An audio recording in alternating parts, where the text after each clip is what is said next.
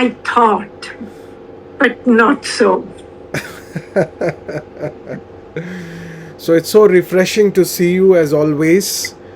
And I begin this conversation by thanking you because the last time when we conversed, you told me to, ask Karthik, you can ask whatever you want, be always, free. And this is what I always love about conversing with you is the freedom you bring into the communication.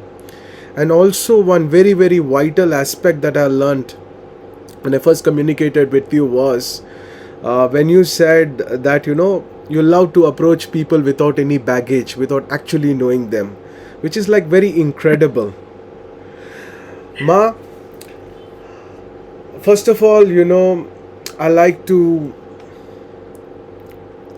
uh, share with you that I personally did not like Wild County for one specific reason,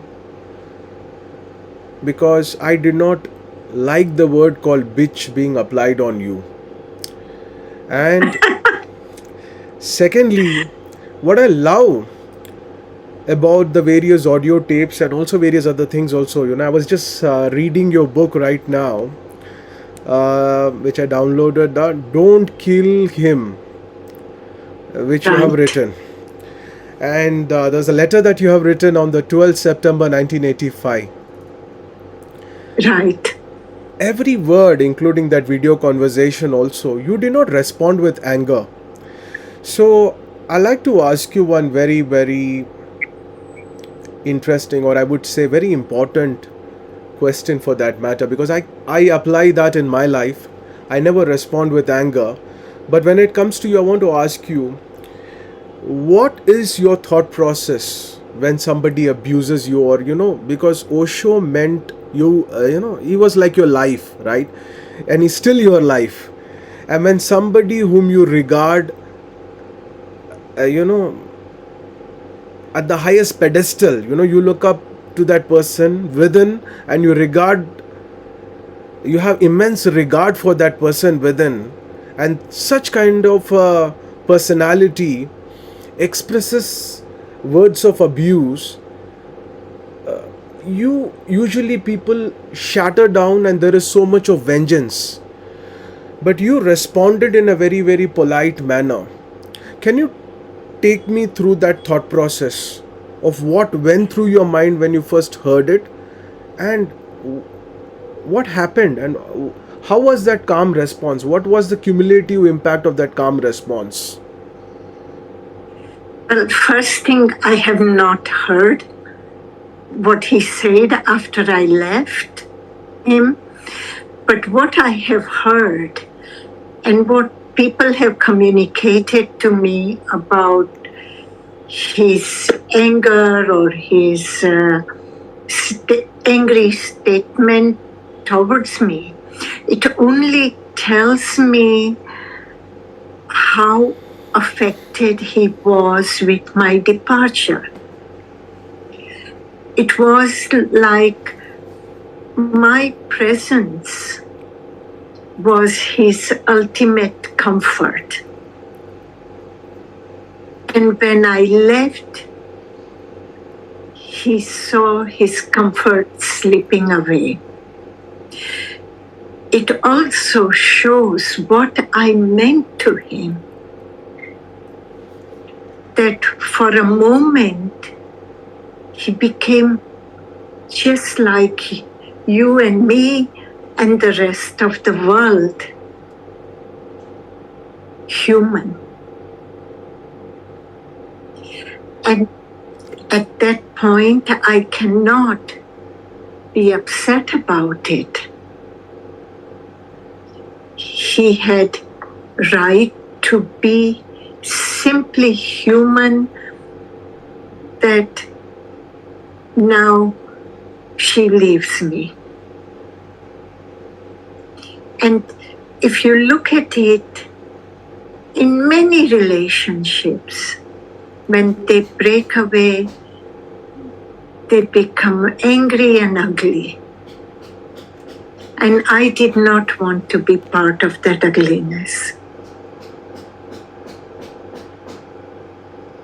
then it would prove that my 14 years life with Bhagwan has taught me nothing.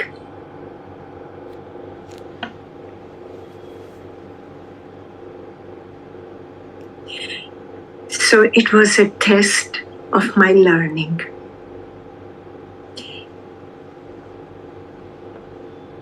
I had never seen my parents talk to each other in such manners. And I could not do that to Bhagwan anyway. I loved him.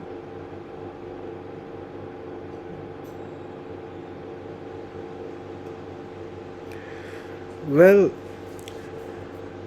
I was reading your letter and also the post, your analogies about the letter post 12th September 1985, where you said that you have changed and you're no longer the same person. The response that you got from Smita or I think Savita. Savita, yes. So all that Osho was seeking was now that you have to collect money again from the European community, and this did not, come according to your taste. And you very clearly mentioned there that he never thought that you would leave fame and power, but it meant nothing to you. And your actions were directly relevant to what you actually spoke, because you left everything over there and you walked away. So, what do you think has gone into the mind of Osho during those times? What could have caused this sudden shift? Because you said that he was no longer the same person, and because he was no longer the same person, and in your statements, I was able to see the choke. The choke, and not be able to breathe in that space. So you wanted Right. that distance. Right. So what would have caused that in such a human being, who was so aware? That is also I write in my book, but not concluding. When he started taking drugs, and the people who were around him were not the right people, though they cannot be blamed, because Bhagwan was a man of intelligence. He has to take full responsibility for his behavior, not to push the buck on them. But why did these people gather around him? He never bothered to look at it. And these are the people who are taking care or looting Bhagwan after he has died. Now, at the end of my book also, I say very clearly that Bhagwan's death I did not feel. It only means that it was not a natural death. And you have two ways: unnatural death. One, if you commit suicide, or if you are killed.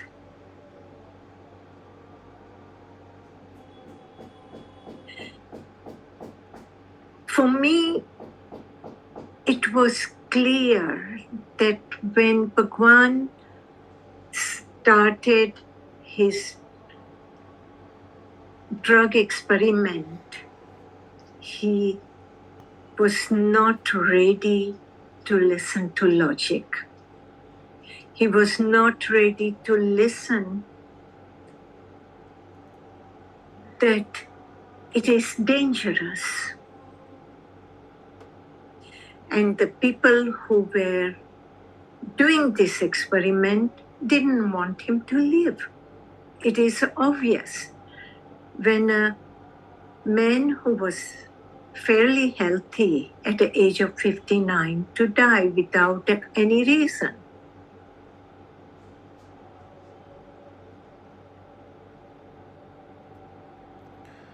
But when you were there along with him,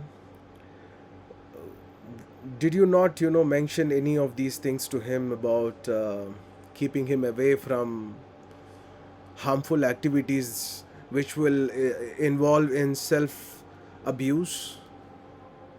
When I found out immediately, the same day I spoke to Bhagwan and explained to him, Bhagwan, this is what will invite the government in the ranch. We had previously 2 raids for narcotics because that was the style of US government to send, when they want to demolish somebody, send them with charges of narcotics. And I said, and all this medication is coming for your house. I lived in my house, he lived in his house.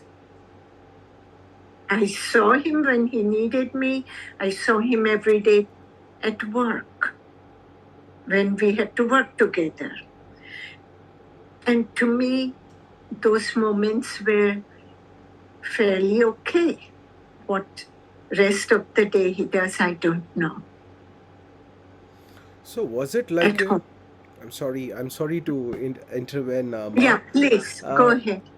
Was it like a feeling of trust being broken because meditation by itself is like a big drug? And I'm sure Osho would have on many instances said this. And there have been this photographs that I have seen in the internet where he touches your forehead and you're completely you're submitted yourself. Those are feelings. I'm sure it would be just foolish on even my part to even ask you for a description about how it felt like, because I have myself meditated in the mountains in the Himalayas, and when my guru initiated me into the Kriya Yogas, I know how it feels, the wholesomeness and the completeness of it. So I'm not going to ask you that feeling because it is some very similar feeling that I recognize.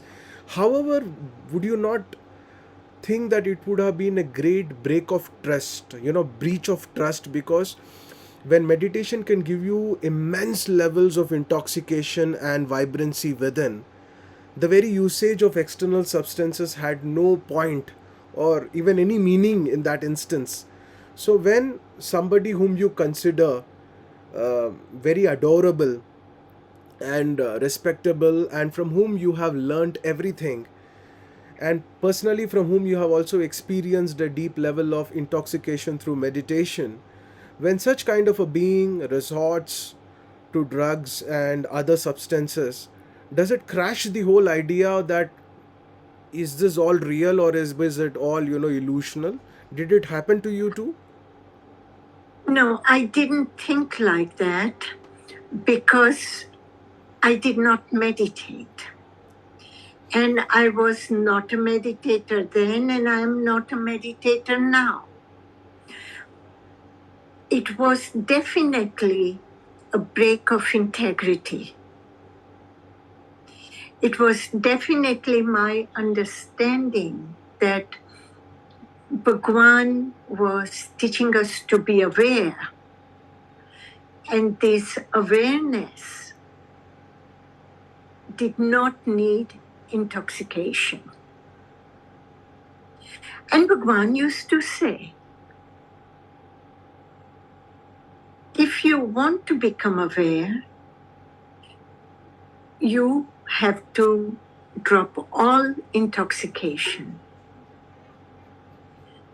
Even his own discourses, he used to say to people, don't take it as something to get high on. that was also the point. Bhagwan, when I was his secretary, when I became his secretary, one of the first thing he told me, Sheela, you have to protect me, my teaching, and my commune, my people. And even if you have to go against me, you must do that to protect me. But when time came to protect him, he told me to stay out of it, ignore it.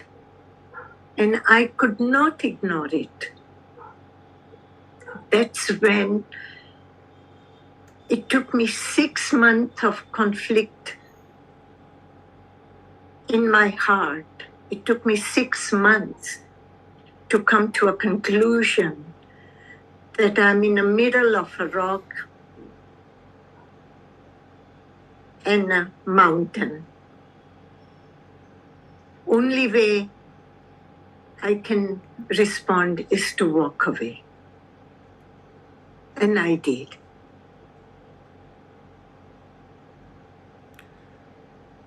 Well, Ma Sheela, to take you a little, away from this topic and to something, really more, I think is more really vibrant and more interesting to know is to speak to little hear about your parents, because I read about it, and I have also heard from you many a times. I have seen your interviews also, where you have said how supportive your parents are, and when I was reading, I could see how much your father enjoyed your freedom, how much your parents enjoyed your freedom. They danced with your freedom, they celebrated with your freedom, they were not contradictory with your freedom, they were not Right. contradictory, they did not have any friction or impositions on how joy should happen to you. They celebrated your joy. And such kind of parenthood is extremely essential, because today most of the parents are only happy if the children listen to them or they fall under their boundaries, but they never celebrate the blossoming inside the human being. So tell me, Right. how do you feel, being a part of such a family and having such parents, and why it's so much important to have parents who will celebrate your freedom? I can tell you I have been very, very, very lucky to have these rare parents who were visionaries themselves. And through their vision, they allowed us children to be free. My father was a freedom fighter. He worked together with Gandhi. For him, when he was growing up, India's freedom and individual freedom was very, very important. And he gave us children from young age freedom. Yes, when we were dangerous to ourselves, trying to exercise our freedom, then they spoke with us. They tried to appeal to us logically. And as soon as we understood what they are saying, then Tim was left behind and moved forward. We moved forward. My parents sent us, all 6 of us children, to higher education, to study, learn more, to US. Those days, US was top on education list. Even now, that is so. Nothing has changed. Nothing has Yeah, there changed. is a lot of corruption also in the universities today's day and age, but everywhere in the world is corruption. What can I say about it? This is one limitation will need thousands of years to make us all free of it. But anyway, and parents took time to teach us and show us the way of freedom. I write about that in my new book, By My Own Rules, which was published last year. That how I was taught sex education through my father before I left for US in 1968 even. So imagine in 68 a father giving a sex education to his youngest daughter. That's absolutely revolutionary And sex in education. Indian society. It and- doesn't happen. Yeah, and sex education, I'm sure not the way they teach in schools. Like, they just show you a reproductive organ and then tell you what is this. I'm sure he would have gone in length and elaborate detail about what is good touch, what is bad touch, what is touching with dignity, what is touching with, purity, what is touch with wholesomeness. I'm sure. Exactly. Exactly. And even today, I follow what he had taught us. Wonderful. And I'm so proud to say that I learned practicality in life and my smile and my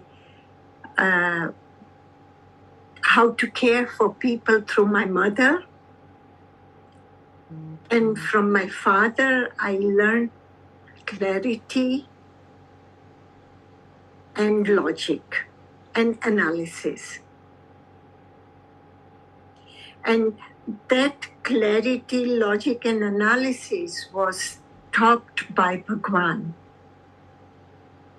So you found a kind of similarity. Oh, very much. Very much. They both look alike almost. One bit with light color skin, one bit darker skin. And I was graced by both their knowledge. That is superb. Having great parents at home is a very, very vital aspect as a child grows up, because today there is substantial evidence where people are talking about prenatal psychology also, where they say that when you are in your mother's womb, what your mother perhaps has gone through emotionally and what she has felt has a very direct impact on your emotional state, on how you feel, on how you behave subconsciously, especially the time when you are put into stress, or whenever you are put into some kind of pressure. So, first of all, it's so wonderful that you had access to such amazing parents, because very rarely do people have this kind of an opportunity.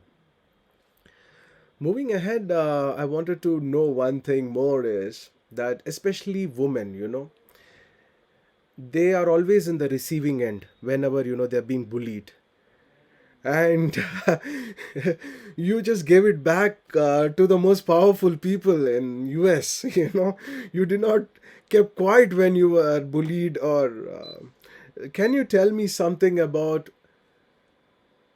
what should be the mindset of people while they're dealing with bullies?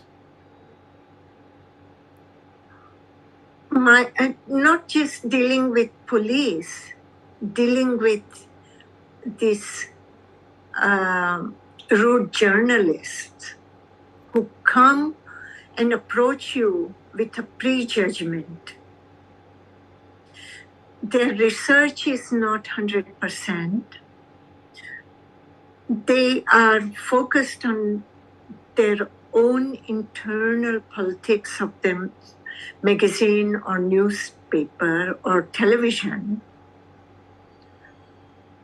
And they try to project their discomfort and not knowing enough of the subject that they want to deal with. Then you have to tell them, take another look. And sometimes these journalists, you can only stop them with the same rudeness.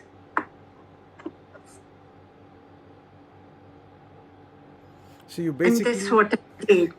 And Bhagwan, it was Bhagwan's training. Bhagwan's training was, Sheela, don't take anything unreasonable from these people.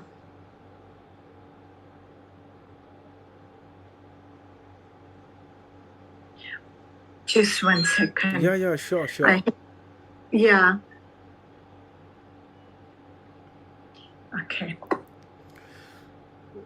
No, I was asking you more precisely as to so many human beings, especially when men, women, always the most, it's like, the more powerful a person is, he bullies the person who is less powerful. Okay. Right. And this happens even in US. You will find it in a very big way happening, where kids who are weaker are bullied. It happens everywhere. Right. It happens almost every corner, the big fish eats the small fish, the saying. And how does a person who is weak stand for himself? Because there, if you would see, in terms of power I'm talking about, in terms of the magnitude of power, all those people who tried to bully you were powerful. They had power in their hand. Definitely. Yes. Definitely. The whole Republican Party had a lot of power. And you stood up without any fear. So, what is the basis of this fearlessness? What is the circumference of this fearlessness? How is this fearlessness made? What is the practice that has gone beyond, behind this fearlessness? Conviction. My conviction that I was on right. We were doing our own thing without hurting anybody or without getting in anybody's way. We wanted to be left alone and do our thing with Bhagwan.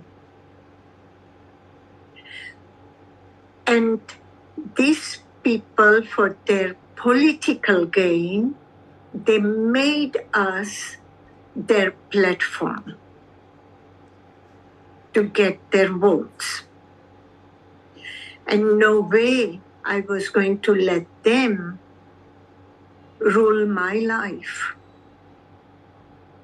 I am the ruler of my life, nobody else. When they came to take our 50 children to put it under foster homes, hey, they don't touch our children. And the reason, we were not teaching Bible in our school. But under the Constitution, Bible and school are two separate entities and they should not mix it. Why suddenly they are harassing us? So this kind of injustice, I cannot remain quiet. I must speak out. I must protect. And I have done that since I was younger. When in the school other children bully the weak one, I would be there to support them, not the bullies. So it was right from a childhood. It was a conditioning right from the childhood. That's what I Right. understand. The formative That's what years. we were taught by my parents. The formative years definitely plays such a significant role in the way in which one responds, right? I guess. Exactly. And I tell people, if you're going to have children, before you start having children, think about it. What are you going to offer to these children? Are you going to offer them freedom? Are you going to offer them a skill?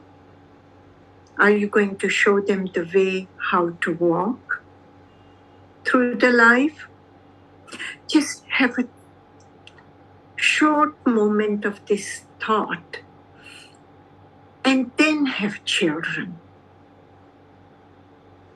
And if you cannot feel comfortable with any of these things, then please use condoms.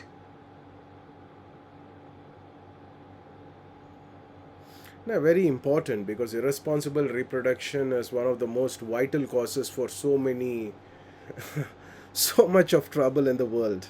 There's no doubt about that. Well, to conclude, Ma Sheela, it has always been like, such energizing conversation. I'm sure, we will have more and more wonderful conversation. I'm reading your old book now because I downloaded both your books. But, I wanted to read the old book of yours. It's very interesting as I am reading it because I feel that will set the context for your next book, and both of them I feel are available in Amazon for people to download, right? I guess it is. Right, It's very much right. available. And I was just reading this. I'm right now in in the September 13, 1985, that particular post of yours where you have written, "Beloved ones, now I am leaving the areas of Rajnishpuram," where you mention, I don't know. See, why would people find it so difficult to believe what is being written there, because everything that they know is from what is being projected onto them. So it's always what one wants to believe, one will believe. What one does not want to believe, one will not believe, because it's all based on the way one forms an imprint within themselves. That's how it is. And that is unfortunate that we cannot approach even a simple book with a clear mind, clean mind. It has to be with garbage, what we have heard or not, or doubts and defiance. Well, we will be exploring more, Ma, and I'm sure you will allow me to, record more conversations with you in days Definitely. ahead. And I'm so happy for your invitation. The next time I'm in Switzerland, I should visit your old age home. You're doing a absolutely amazing work. I have seen a few videos, uh, you along with those people. You know, you're there with those whom nobody actually wants to be with. And that really takes enormous courage. And they are the one who supported me when I needed support. And now it is my turn to support them. It's amazing. Yeah, because through them I found my new profession. Wonderful. So wonderful. Yeah. And hope to see you soon once again in India. whenever you're coming. Yes, Karthik, we will do that. Have a very, very wonderful time and very good wishes for all your endeavors. Namaskar. Thank you. Thank you, Karthik. Good wishes, ma.